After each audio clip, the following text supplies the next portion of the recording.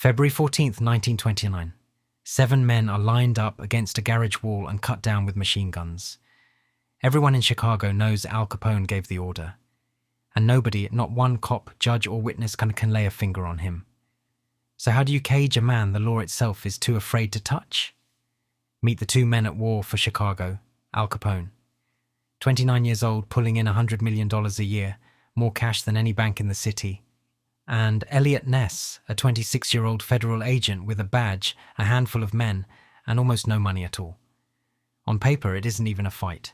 It all ran on one thing: thirst. In 1920, America banned alcohol, and overnight a fortune waited for anyone willing to break the law. Capone supplied the entire city, hidden breweries, smuggled whiskey, and thousands of illegal bars called speakeasies, all pouring day and night.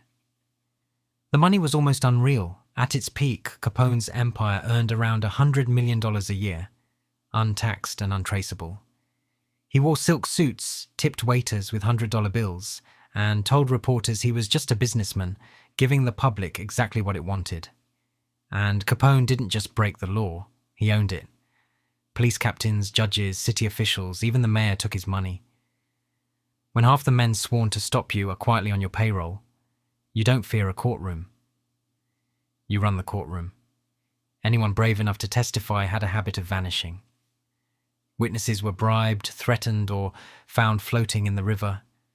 Prosecutors built case after case against Capone and watched every single one collapse. On paper, he was untouchable, and he knew it. So Washington tried something new. They sent in a 26-year-old who could not be bought. Eliot Ness. His mission wasn't to convict Capone for murder.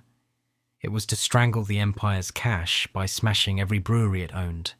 And he was about to become Capone's worst headache. Ness picked a tiny team, just a dozen agents, chosen for one quality: they could not be bribed. To be sure, he tested them himself, dangling cash and watching who reached for it. The ones who refused earned a single name the newspapers gave them: the Untouchables. Then they went to war on Capone's supply.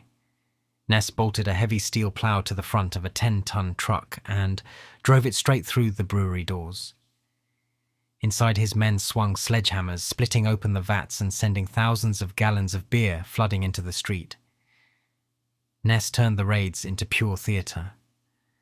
After seizing 45 of Capone's beer trucks, he phoned the gangster's headquarters, told him to look out his window, then paraded the entire captured fleet slowly past the Lexington Hotel, where Capone watched, shaking with rage. Capone reached for the weapon that always worked: money. His men offered Ness $2,000 a week in cash, more than a year's salary every 7 days, just to look the other way. Ness refused and made sure the papers printed every word. You could not buy these agents, that was the entire point. So Capone stopped offering and started threatening. He had the Untouchables followed, their phones tapped, their cars rigged with bombs. One of Ness's closest friends was murdered as a warning. The message was simple: back off or end up against a wall like everyone else. But here is the problem: Ness could flood the streets with beer and humiliate Capone in the newspapers. Yet he could never actually put him in a cell. Every raid cost Capone money, but never his freedom. You cannot jail a ghost with a sledgehammer.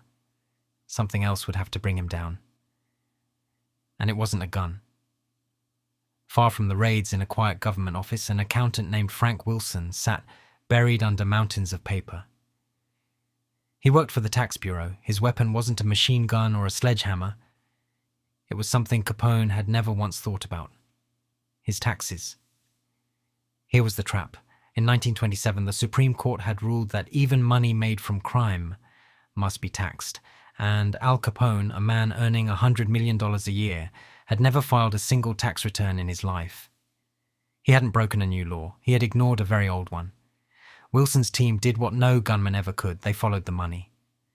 For 3 years, they combed through bank records and hidden accounts, chasing cash as it moved through Capone's front businesses. Then they found it: a lost ledger listing the profits of a Capone gambling house in his own organization's handwriting. They still needed someone to talk. So Wilson quietly tracked down Capone's own bookkeepers, the very men who had written those numbers, and pressured them to testify. It was a terrifying thing to ask. Witnesses against Capone usually died. But this time, guarded around the clock by federal agents, they agreed. In 1931, the government struck.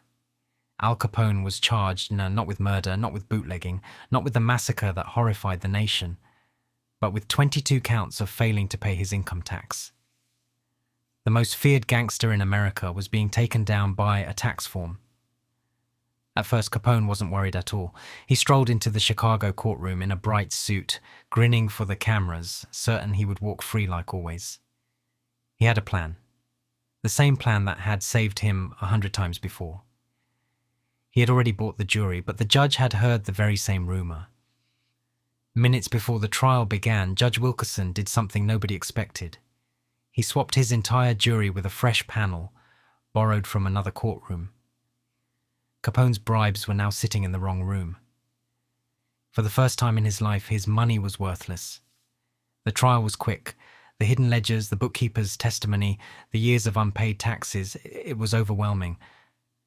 The jury found Al Capone guilty. The sentence stunned the courtroom. 11 years in federal prison plus $50,000 in fines. The untouchable king was going to jail. In 1934, they shipped him to the toughest prison in America, Alcatraz, alone on a rock in the freezing bay. There were no guards to bribe, no favors to buy, no strings to pull. The man who had ruled Chicago now scrubbed floors, washed laundry, and played banjo in a tiny concrete cell. But something worse than prison was eating him alive. Years earlier, Capone had caught syphilis and never treated it. And now the disease was quietly destroying his brain.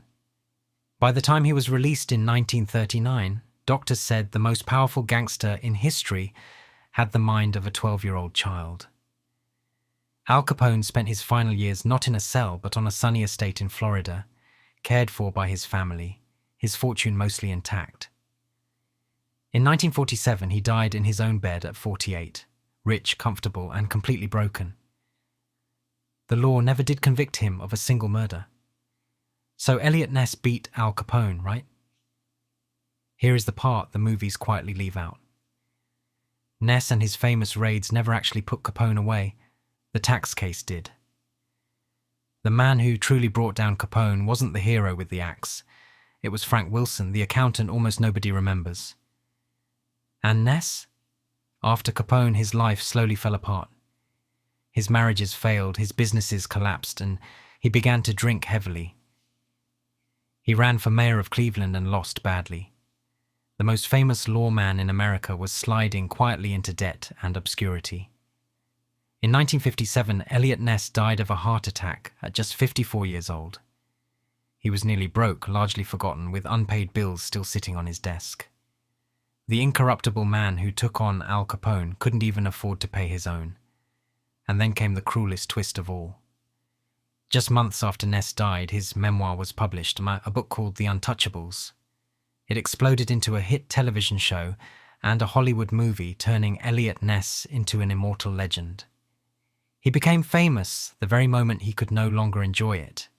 So how do you cage a monster the law is too afraid to touch? Not with machine guns, not with sledgehammers. You do it with a tax form. And then you let history remember the wrong hero. Al Capone was finally destroyed by the one thing he thought was beneath him. Paperwork. So who really won the war for Chicago? Eliot Ness, the fearless agent who got all the fame, or Frank Wilson, the quiet accountant who got the actual conviction? Tell me whose side you're on down in the comments. If you'd back a different man, hit like and subscribe. A new Feud opens the file every week.